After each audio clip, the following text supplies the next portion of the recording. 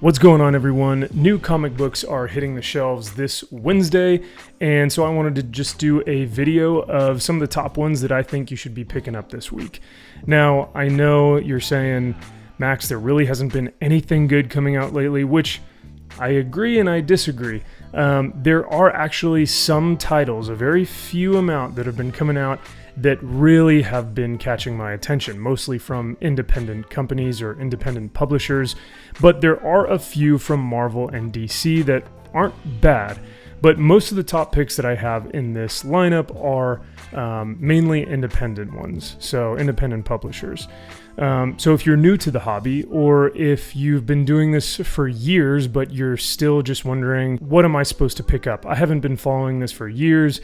It's been garbage ever since all new Marvel or whatnot.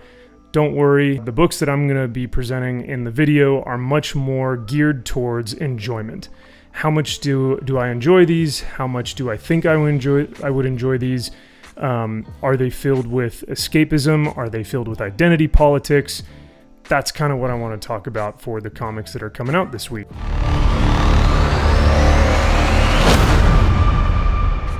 Coming in at number 5 from DC, I know, who would have thought? But DC Blue and Gold number 2, written by Dan Jurgens, art by Ryan Sook. After a painful rejection from the Justice League, Booster Gold and Blue Beetle strike out on their own. Thanks to the Cord Industries' fortune, anything is possible for this dynamic duo, right? Little do they know, an alien assassin seeking revenge places Blue and Gold in her crosshairs, and the Omnissian never misses. The first one, Blue and Gold number 1, was actually a lot of fun, which I want in my comic book. It was kind of like the Suicide Squad. It's not going to be a name brand, it's not going to be a top hit. No one really knows these characters, but it was fun. It was true escapism. It made me laugh and made me smile. The writing's really good. The artwork is actually surprisingly great. Dan Jurgens, Ryan Sook, great job. But Blue and Gold, Booster Gold and Blue Beetle, they're just bros, and it's funny that how they bag on each other and they, kind of make fun of each other, and they laugh in the process. And it's kind of it kind of makes fun of human nature and the culture that we're seeing right now. Booster Gold is like live streaming as he's beating bad guys up and saving the Justice League. And it's these like third string characters that like you don't know, but they're best friends. They kick ass, and it's just a lot of fun. There's a lot of color. It just reminds me of the old 80s like DC stuff. And so that's why Booster Gold, or Blue and Gold number 2, is at my number 5 pick. Number 4 from Image Comics, Noctera number 6, written by Scott Snyder and Tony S. Daniel. Obviously, this title has been really hot as of late.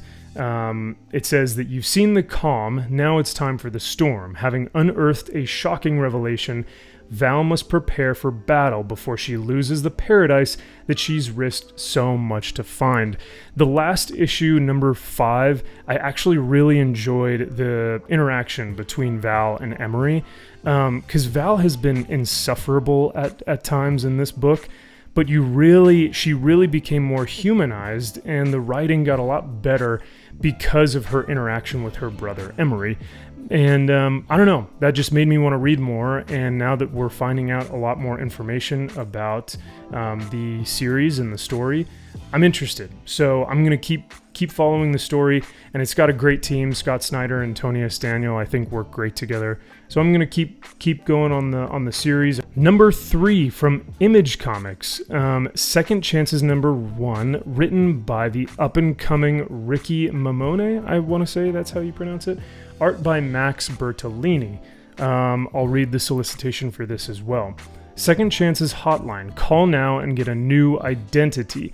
All you need is some cash, a proper referral, and a very good reason to start over.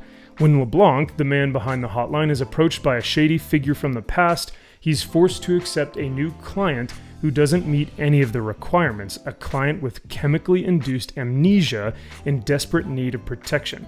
This psychedelic, action-packed bizarre noir feels like John Wick punching through an existential French New Wave fever dream. That's a mouthful. However, I haven't read this yet, but it sounds promising. My only hesitation about it is that I feel like Image is writing comic books right now, and a lot of other independents are writing comic books to get Netflix deals. Like, this sounds like a Netflix show more than it does a comic book. However, if it is promising and if it's written like a comic book, I think it could be really cool. And I mean, who doesn't want to watch John Wick in a noir comic? I think the premise is very interesting. So I'd like to see where this goes. So that's going to be at my number 3. Okay, here are the top 2. Here are the good ones. I am stoked for these two. Number 2, from Ablaze Comics, The Cimmerian Man-Eaters of Zambula, number 2. Robert E. Howard's savage hero continues his uncensored adventures. Discover the true Conan, unrestrained, violent, and sexual. Read the story as he intended, a story imbued with macabre witchcraft. The Man-Eaters of Zambula offers writer-artist Guess the opportunity to deliver his vision of Robert E. Howard's hero into a comic book story of exotic, erotic, and dark beauty. Holy shit, this is awesome. If you guys really want to see Conan for who he is and what he was meant to do, how he was meant to be written in a comic book, you need to be reading The Cimmerian. It takes Robert E. Howard's 1935 published works on Conan in novelization form, and it writes them into comic book form. And that's what this artist and writer Guess is doing. So he's taking this novelization and he's using the source material to write these Conan books. And it's exactly that. It's unrestrained, it's violent, and it's sexual. It is so rad. Read this book. It is what Conan truly should be, and not what Marvel is doing with Conan right now. Okay, and for my number 1, it is a Marvel comic. However, the property is not. At least it shouldn't be. Warhammer 40,000 Sisters of Battle, number 1, by Torunn Grünbeck and Edgar Salazar. I will read the solicitation, but for my Warhammer 40k fandom nerds, for all of those who collect and play the tabletop game, I'm skeptical. I love this property. It is the only property that has not been perverted and just contorted by the grimy little fingers of corporate overlords. This thing has stood on its own. Warhammer 40k has stood against the odds and has stood the test of time as far as not falling into these tropes of identity politics and woke culture and all this bullshit. Warhammer 40k is metal as f***, and it will stay that way until Marvel ruins it, if they do with this title.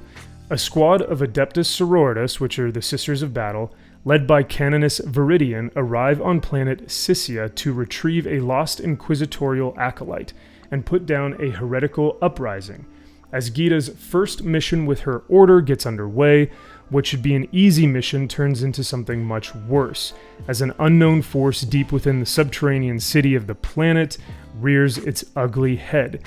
It is a no-holds-barred action mystery and demons galore as the all-female military force lets bolters blaze and flamers scorch in this all-new saga. Torunn Grünbeck, who is the writer of this, she has written for Marvel before, and she's currently writing for them co-writing for them with Jason Aaron on the title Mighty Valkyries.